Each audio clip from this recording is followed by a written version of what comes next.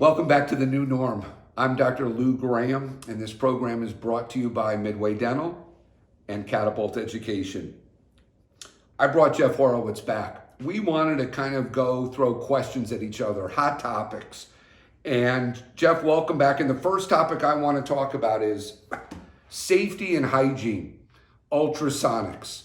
Let's talk about what you're doing in your practice. I'll talk about what we're doing in my practice, and we'll see if there's a little bit of crossover. Tell me what you're practicing or what you're doing now in your practice. Well, that sounds great, Lou, because every brain I can pick on this, the better, because I think everybody's really trying to figure this whole thing out, right? Yeah.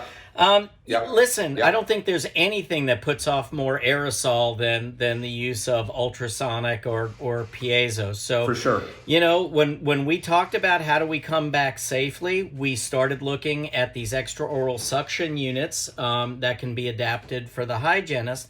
But I also let them know until we can get something that can reduce that aerosol, it's a no-go. You know, we're going back to the basics. We're going to hand scale. And so that's what we've been doing is we're only allowing hand scaling for prophies. But for patients that are needing periodontal therapy, we're putting them on the schedule to come back. And we have a couple of extraoral suction units that are coming in. And some of them have become available from different manufacturers. They're not terribly expensive. And so we're looking forward to getting back into ultrasonic scaling, having these extra units that the hygienist can use without having to put another dental assistant in there. Right. Well, yes, cost effectiveness of that, without a doubt. Right. What are you doing? So in my practice, so what I did was about 4 or 5 weeks ago, we ordered the Dentsply PureVax.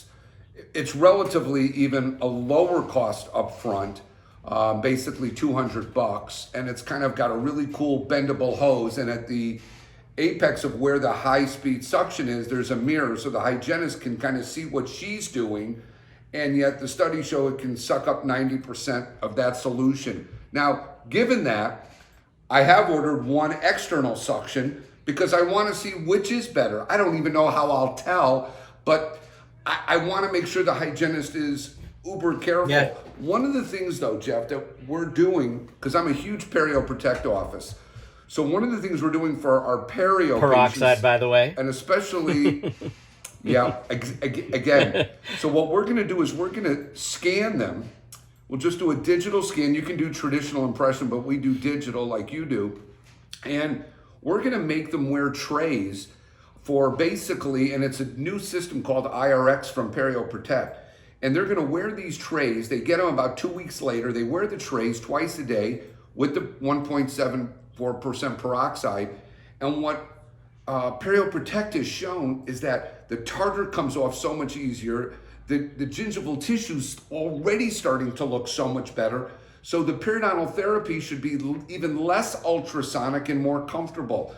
So I think we're all kind of finding these new safety factors on how to do this as hygiene sets up. So let me ask you another question. Brilliant. I mean, it just makes all the sense in the world, just bringing down microbes like that.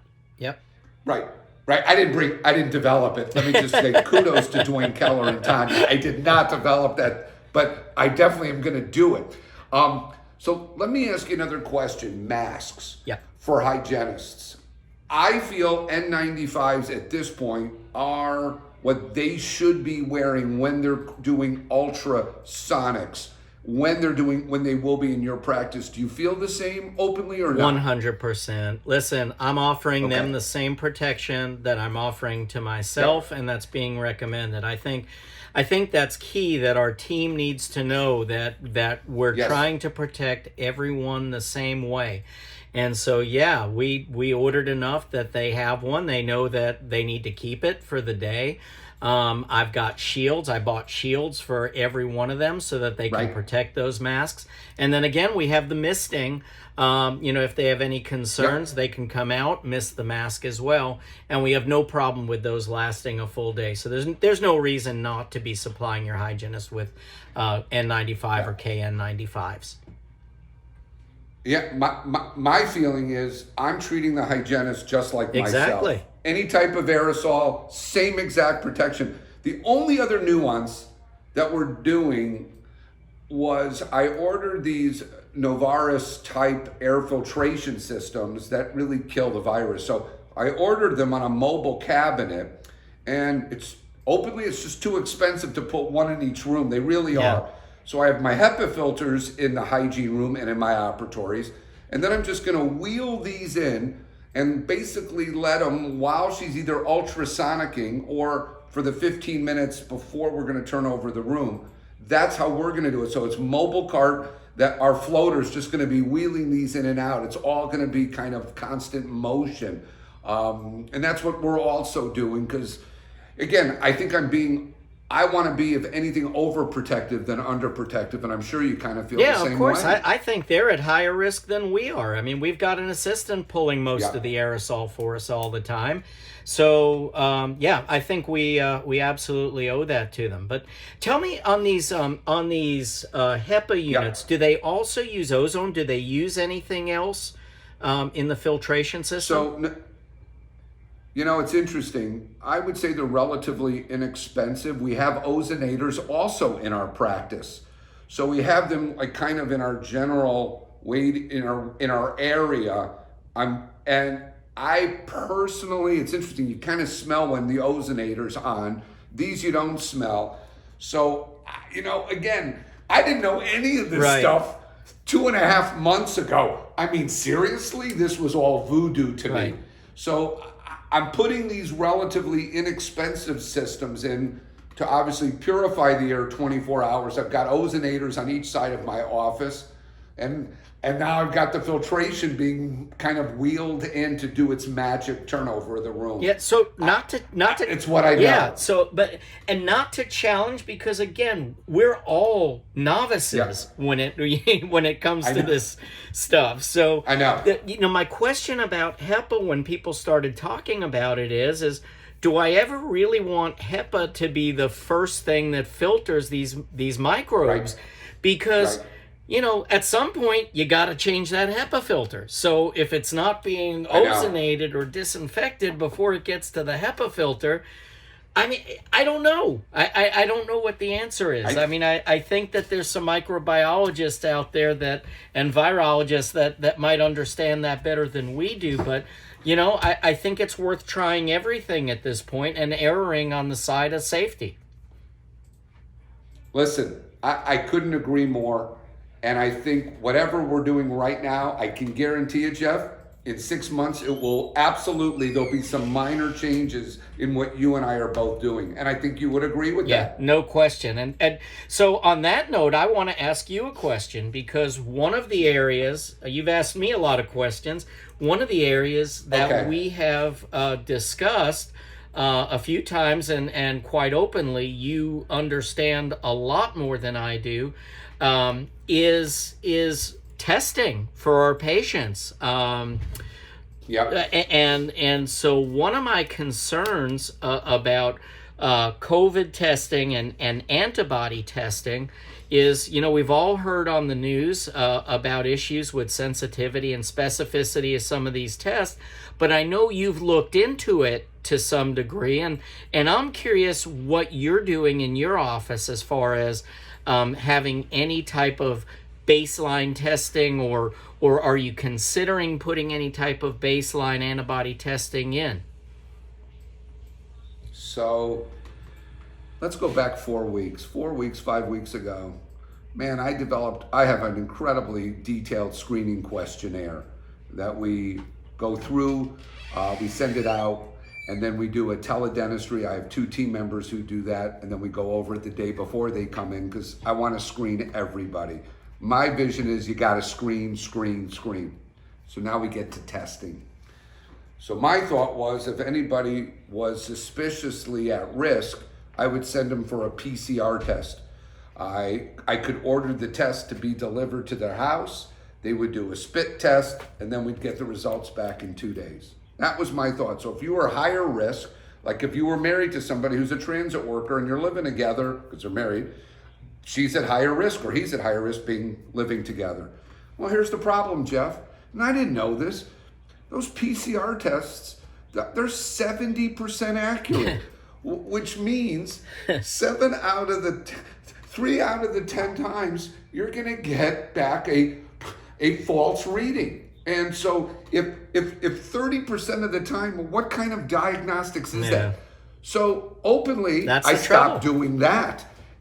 That's the trouble. And then we get to the antibody testing. So I was huge into antibody testing, but here was my thought. When people come in and if they have COVID and they're asymptomatic, the antibody IgM would be detectable. And then if it was detectable in the test where you just prick their finger, you're looking for IgM and IgG. Okay.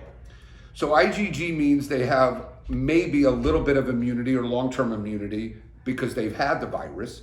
But IgM was supposed to show suspicious activity because that antibody comes out early on. Right. Okay. And here's my problem. The sensitivity on IgM is significantly lower than IgG. And openly, if they have the antibody, that's great. That means I'm more protected and the patient's more protected because they've already either been exposed and developed antibodies. That's great. But again, it's all about sensitivity and specificity. Right. And with IgM, here's what happened. We were told that IgM would start to pick it up after day 3 or day 4, and it turns out IgM starts to peak around day 12. Day 12. So I'm just thinking this is why PCR testing and it's all about catching the virus exactly when it's most susceptible. So I've heard PCR testing is most accurate in the first 5 days of when the patient actually has the virus. Then that decreases. IgM starts to increase around day 5, day 6, and peaks at day 12. Okay, but they've already been shedding the virus for 5 days. So I'm telling you right now, I'm really unclear. And here I was really promoting PCR and antibody testing. We'll still use antibody testing in our office as a generic way of doing this for ourselves. But openly, until I have more sensitivity and specificity, I'm telling you, I'm being much more cautious until better tests come out that's available to all of us. And openly, Jeff, I think one of the most important points is that in our own meetings with our team, you have to be screening your own team, and they have to be very careful with how they're acting out of the office, because I think there's much less chance of me catching COVID in the office than out of the office. What are your thoughts? Yeah, no, I agree with that totally. And it's one of the reasons, we made that funny Facebook post of misting each other down on the way in and out and taking temperature. And we have that obligation to do that with each other as much as with our patients. But I think it has to be a universal precaution situation. And I was hoping to feel more confident about antibody testing after that, but it seems like no one really has the answer with that, huh? And it's interesting because when I worked with Steve Kizzy, who's the president of Midway, they had purchased a lot of tests, and they didn't even want to sell them until we really knew how sensitive and specific these were. Because when they were launched to dentistry, everybody said, this is it. This is so important. And maybe it is important to test people to see if they've been exposed and they have the antibody. But it really, I still think screening and doing temperatures and oxygen saturation, both for the team members and our patients, I just think we have to do all the precautionary work to minimize with good screening in our practice right now. And I think until better testing comes out, I think that's really the solution in my world right now. Yeah, just a new norm of universal precautions, right? I hear you. So let me just ask you this. What's your departure protocol? And this could be like our last good quick question. Sure. When you're leaving the office, is your team taking off all the clothes underneath their scrubs, putting them in some kind of plastic bag, and are they washing them either at the office or at home and changing into other clothes, and then you're instructing them to shower as soon as they get home? How are you doing that in your So office? that's a great question, and I think that's the $1 million question for most offices, and Yep. and that's what my friends call me Right. and ask as well. So I am completely Yep. out of space in my office. Like literally, if I had to put a washer and dryer in here, it would be right next to my desk. And as you can see, I already have 2 other doctors right next to my desk. So a laundry unit isn't going to work until we add on or build on. So what we're doing is that misting protocol with a temperature on the way in. And on the way out, everybody mists again. Now, in any aerosol procedure, everyone will have a gown. The gown gets shed, the gown gets thrown away. Anything underneath Right. that is exposed gets misted with the instructions that everybody goes home and then showers immediately as soon as they get home. Yep. Okay. Recommendations to take footwear off outside. That's something Yes. else that we're looking into are these footies, Right. like they wear in the OR. Right. But for now, at the very least, it's getting misted from the outsides, and then leave them outside of your home once you get there. Got it. And I think that is pretty much going to be our protocol the same. I'm pretty much following. We have room in our kitchen at the office to do a washer dryer. So the team wanted to do that. It was either that or take out the cone beam. And I really didn't want to take out the cone beam, Jeff. I bet you wouldn't either. No, and my kitchen is also the storage room, so I would have to get rid of all my supplies. Right? Hello. Like we're any different than everybody Right. else out It's there. the real world. Exactly. It's the real world. Jeff, I can't thank you enough. Thanks for joining me on part 2 of our segment, and I love you, brother. Absolutely. Love you too, man. You be good. You too. Bye, bro. So let me be clear. We want to hear from you. We want to hear your questions. So what we want you to do is we want you to go to education@midwaydental.com. Shoot us your questions. We'll go right to the experts. I know I'm not the expert, so let's go ask the experts what we should be doing as our next step next week, the week after, and thereafter. I look forward to hearing from you.